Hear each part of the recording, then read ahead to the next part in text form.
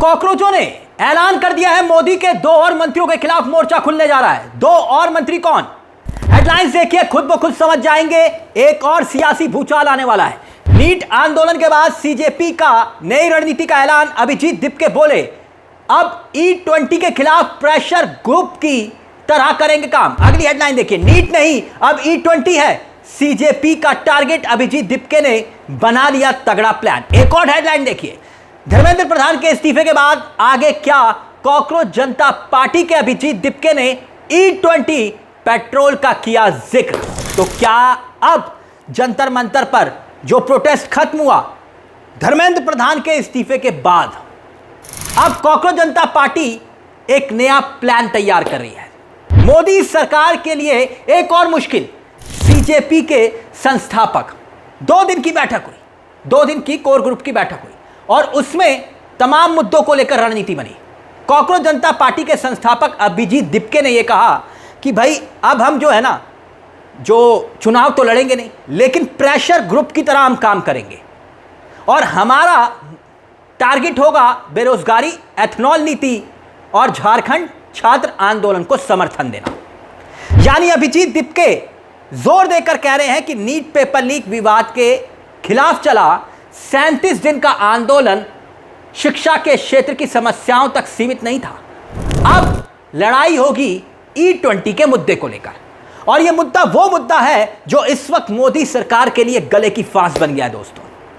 और खास तौर पर विपक्षी दल पहले इस मुद्दे को लेकर मोर्चा खोले हुए थे। सरकार की एथनॉल नीति को लेकर बार बार सवाल खड़े हो रहे हैं और इसी नीति के खिलाफ अब कॉकरोच जनता पार्टी एक आंदोलन का ऐलान कर रही है। तो क्या आने वाले वक्त में एक बार फिर से जंतर मंतर की तरह एक और प्रदर्शन होने वाला है? अब याद करिए कुछ घंटे पहले क्या हुआ था।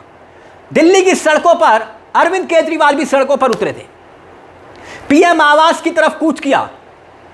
आम आदमी पार्टी के संयोजक अरविंद केजरीवाल, पूर्व मुख्यमंत्री दिल्ली, बकायदा दिल्ली पुलिस ने रोका तो धरने पर बैठ गए और जबरदस्त तरीके से प्रदर्शन हुआ और बकायदा 2 लाख से ज्यादा पिटीशन लेकर अरविंद केजरीवाल सीधा पीएम आवास की तरफ कूच कर देते हैं और जमकर बवाल होता है। वो तस्वीरों को याद करिए, अरविंद केजरीवाल धरने तक पर बैठ गए पिटीशन लेकर 2,33,000।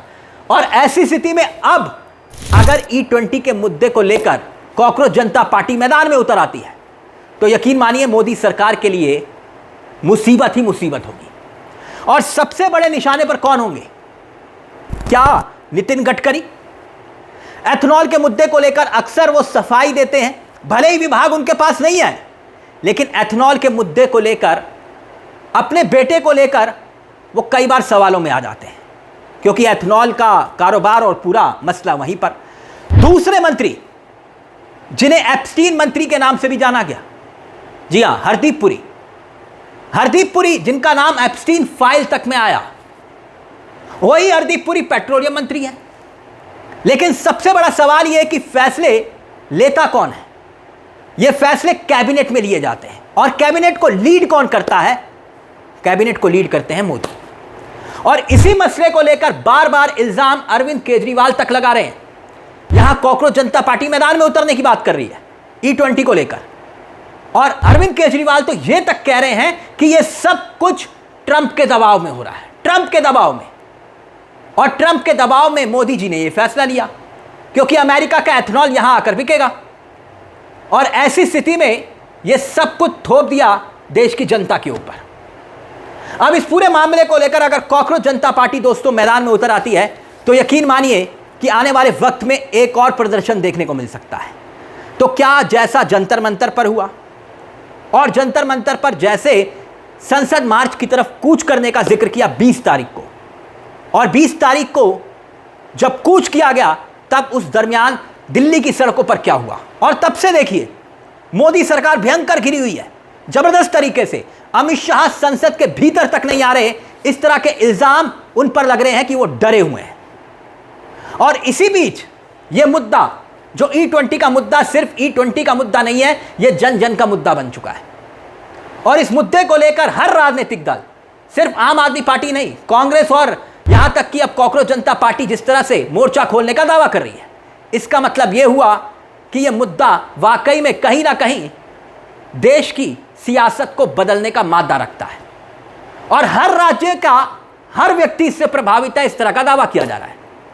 सरकार भले ही कह रही है कि नहीं, लेकिन सरकार के ही मंत्री जो हैं, जैसे हमने कुछ घंटे पहले आपको खबर दिखाई थी कि भाई नितिन गडकरी कह रहे हैं कि हाँ एवरेज कम होगी और बाकायदा लिखित में जवाब दिया, और वहीं दूसरे मंत्री बता रहे हैं मोदी जी के नहीं एवरेज कम होगी लेकिन 4 से 6% होगी, और जबकि दूसरे मंत्री कह रहे हैं कि 2 से 6% होगी। यानी मंत्रियों के जवाब भी अलग अलग हैं। और ऐसी स्थिति में कॉकरोच जनता पार्टी अब ये आह्वान कर रही है कि भैया इस मुद्दे को लेकर हम सड़कों पर उतरने जा रहे हैं। नहीं, देखिए इसमें 2 चीजें हैं। जैसे कि अभी क्या हो रखा है, चाहे पॉलिटिकल सिस्टम हो, चाहे जुडिशरी हो, चाहे मीडिया हो, चाहे इलेक्शन कमीशन हो, इन सभी इंस्टीट्यूशन से जनता का भरोसा उठ चुका है, पूरी तरह उठ चुका है। और जो हमारे मूवमेंट को सपोर्ट मिला था वो सिर्फ एजुकेशन तक लिमिटेड नहीं रहा था। जैसे जैसे आंदोलन बढ़ा, वो इन सारे इंस्टीट्यूशन के ऊपर जो भरोसा कम हुआ है जनता का, वो गुस्सा दिख रहा था। जंतर मंतर पर दिख रहा था, मुंबई में दिख रहा था, बंगाल में दिख रहा था, चेन्नई में दिख रहा था, देश भर में दिख रहा था। तो इसलिए हमें लगता है इन सारे इंस्टीट्यूशंस में अकाउंटेबिलिटी वापस लाने के लिए और कहीं ना कहीं इन इंस्टीट्यूशंस को वापस से न्यूट्रलिटी वापस लाने के लिए एक पब्लिक मूवमेंट की जरूरत है, एक पब्लिक प्रेशर की जरूरत है। और पॉलिटिकल पार्टी जो मुझे आज लगता है कि आज जो पॉलिटिकल सिस्टम का जो सिचुएशन है वो बहुत ही खराब है। सुबह लोग किसी को चुनते हैं, शाम को किसी और की सरकार बन जाती है। सुबह एमएलए एमपी वो एक पार्टी का चुनते हैं, शाम तक वो किसी और पार्टी में होता है। और जब वो ना हो तो वो डिलीट हो जाते हैं, और अगर वो भी ना हो तो क्या हो जाता है, अपना जितना भी पार्टियां है उसको तोड़ा जाता है, ईडी सीबीआई भेजकर। तो ऐसे सिचुएशन में जनता जो है वो त्रस्त हो चुकी है इन सारी चीजों से। इसलिए हमारी पब्लिक मूवमेंट को इसलिए सपोर्ट मिला क्योंकि सारे लोगों ने अपनी आइडियोलॉजीज के ऊपर उठकर, पॉलिटिकल पार्टीज के ऊपर उठकर एक साथ आए। इस जो भी चीजें हो रही है देश में अभी गलत, जो डेमोक्रेसी को वीक कर रही है, उसके अगेंस्ट एक साथ आए और ये गुस्सा दिखाया लोगों ने कि अब जो है इंडिया में एक पब्लिक मूवमेंट चलेगी, एक सोशल मूवमेंट चलेगी। तो क्या मोदी सरकार के लिए एक बार फिर से खतरे की घंटी बज रही है? आपको क्या लगता है कि क्या वाकई में कॉकरोच जनता पार्टी को इस मुद्दे को लेकर आगे आना चाहिए? क्या वाकई में इस मुद्दे को उठाना चाहिए? और क्या वाकई में इस मुद्दे में ठीक वैसा ही दम है जैसे शिक्षा विभाग वाले मुद्दे में था? धर्मेंद्र प्रधान का इस्तीफा, और यहीं पर ही सरकार कहती थी कि भाई हमारी सरकार में इस्तीफे नहीं होते, लेकिन हुआ। तो क्या अगर ऐसा ही मांग पर फिर विपक्ष की तरह अड़ गया कॉकरोच जनता पार्टी, अड़ गई, तो क्या नितिन गडकरी या हरदीप पुरी, किसका होगा इस्तीफा?